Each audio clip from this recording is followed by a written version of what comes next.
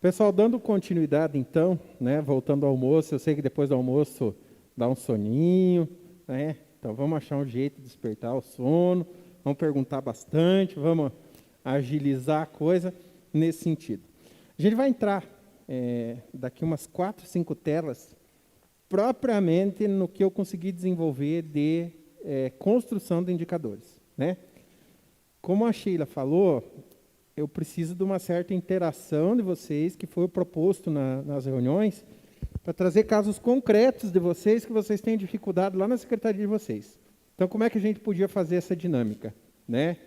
A pessoa levantar a mão, se apresentar, dizer do qual secretaria que é, qual que é o programa ou ação que está em mente de montar e qual a dificuldade na construção do indicador. Né? Peço só para a gente entrar nessas telas de indicador, porque tem uma taxonomia, tem toda essa dificuldade que vocês estão tendo entre o que é um indicador, o que é um índice, o que é um produto, está tudo explicado ali dentro. Tá? Então, a gente parou nessa tela que falava do IDEB recente e o IDEB desejado, que não é um indicador e é um índice, que vem padronizado de cima. Né? Então, o indicador seria para chegar nesse índice. Outra coisa, para vocês construírem um indicador, vocês têm que ter em mente qual que é o público-alvo. Não vou criar um indicador lá na assistência social para a questão do esporte. Fica um pouco difícil. Um esporte de elite, por exemplo. Vou criar um indicador e uma associação num programa, numa ação da assistência social para um atleta de ciclismo de elite que tem uma bicicleta de R$120 mil. Não vou fazer isso. Né? É ciclista? Ah, eu vou vir pedalar aí, então.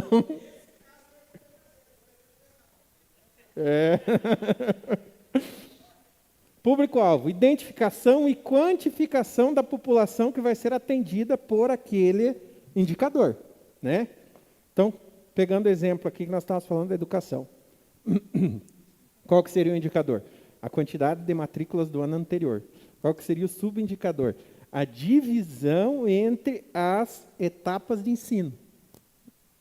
Então, a creche, o pré-escolar, o fundamental, que é a obrigação do município.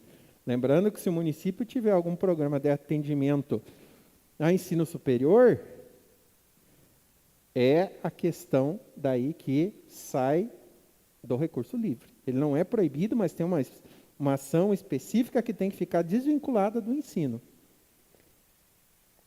No interior tem uma política engraçada, só citando de exemplo, para vocês verem como que hoje você consegue buscar a informação. No interior tem uma prática de pegar o ônibus do transporte escolar do ensino fundamental, aqueles amarelinhos do caminhos da escola, e colocar à noite para ir para outra cidade ensino superior. Por exemplo, sai de uma cidade pequena e vai a Guarapuava, os ônibus lá. Né? Eu peguei um aluno um dia, e nessa questão de análise, peguei um aluno um dia ali na Unipública mesmo, e começaram a discutir essa questão de criar uma peça orçamentária para o ensino superior, etc. Tal. Falou, não preciso nada disso. Falei, mas você não faz transporte escolar de ensino superior? Faço. E você não tem medo? Medo do quê? Daí você vê a questão do controle justamente nesse aspecto. Ele não tinha o conhecimento que o ônibus era abastecido com fonte 103, 104, que é do 5% e do 25% da educação. Ele não tinha conhecimento que o motorista, para levar o ensino superior, era pago com o 40% do Fundeb. Ele não tinha conhecimento que tinha uma diária para o motorista e que tinha uma refeição que ele fazia num restaurante que era pago com recursos da educação. E tudo isso estava no portal. Eles vão falar, não tem nada a ver com PPA isso. Tem sim. Porque você criou uma ação paralela ao teu plano. E você está administrando ela com recursos de outras ações vinculadas. Então, tem que cuidar muito com isso. Então, esse público-alvo é identificar e quantificar essa população que vai ser atendida. Caso da assistência social, população que está em vulnerabilidade, né? População de risco econômico e alimentar, financeiro, toda aquela estrutura deles lá, né? Da secretaria que trata disso. Com pandemia, com essa situação que a gente está vivendo, vocês acham que isso tende a aumentar ou a diminuir? Então, até que a economia volte, se o município pode criar um programa, uma ação, com um indicador com base nisso. Inclusive, lá na proposta do programa, citar a própria pandemia como questão. Porque, queira ou não queira, esses efeitos da pandemia, eles vão levar 2 anos ainda, até se estabilizar tudo, né? Comunidades, instituições beneficiadas direta e legitimamente pelos resultados almejados pelo programa. Então, eu posso definir tipos de pessoas ou tipos de comunidade que vão participar daquele programa. Lembram lá no início do programa da piscina? Tá, mas e cadê o princípio da isonomia, o princípio da coletividade, que deveria a população inteira poder utilizar?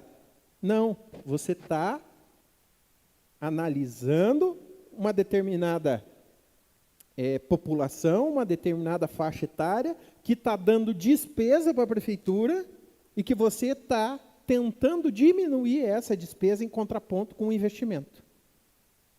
Não é proibido. Tem várias coisas, várias ações que vocês vão ter que vai ser direcionada para um público-alvo. Então, esse público-alvo é definido.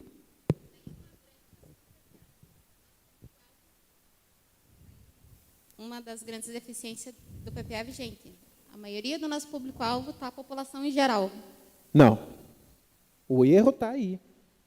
E aí, quando vocês falam em construção de indicadores, fica praticamente impossível você chegar a indicadores se você não fracionar essa população. Devolvo com uma pergunta. Vocês atendem a população em geral na educação? Não. É os alunos que estão matriculados. Indiretamente, a família é atendida a família, mas não. O público-alvo são os alunos. Se você pegar na assistência social, um médico da cidade vai usar da assistência social? Não, não vai. Então, são públicos-alvos dentro da esfera da população. Principalmente nesses casos mais carentes, nesses casos de necessidade. Vocês têm que definir bem quantas pessoas têm, quantas pessoas vocês querem tirar, porque daí, na verdade, é o inverso. Nem sempre um programa você vai partir, você vai ter um indicador que vai partir de 0 e vai a 1000. Você pode ter o contrário, você pode ter de 1000 a 0, inverso, né? Quanto você conseguiu tirar daquela situação. Então, tem que cuidar muito com isso, porque daí, vejam bem, vocês estão com um plano maravilhoso, desenvolver isso para lá para frente, mas na hora de definir o público, para começar a construção do indicador, que é o principal, vocês colocam a população em geral. Então, fica difícil de mensurar quantitativamente essas pessoas que serão atendidas. Desculpa, eu não me inteirei disso. Quantos mil habitantes tem a cidade? 130, tá? Então, vamos pegar a questão da educação. Como que eu vou definir critérios de rateio para ter um valor financeiro para esse indicador, de atingir esse indicador, se eu dividir por 130 mil? Vamos supor que eu tenha 25 mil alunos. Eu tenho que aplicar para esse público-alvo de 25 mil e não para 130 mil. Vocês não devem ter praticamente nada de interior aqui, né? Distrito, estrada rural, essas coisas não tem nada. Hã? Pois é, mas vamos colocar se você tivesse área rural. Você acha justo você dividir, por exemplo, pegar um município de 50 mil habitantes, que tem uma malha viária do interior de mais de 1000 quilômetros. Você dividir isso pelo total da população? Você vai ter que pegar por localidade. Aquela localidade é a localidade que é beneficiada com isso. Oi. Dentro desse tema, não se pressupõe que para ter um público-alvo eu tenho que identificar primeiro a demanda? Mas é justamente... Ou seja, alunos matriculados. Onde é que está o meu problema? Alunos não matriculados. Esse é meu problema. O meu público-alvo são 800 alunos. Ou seja, para que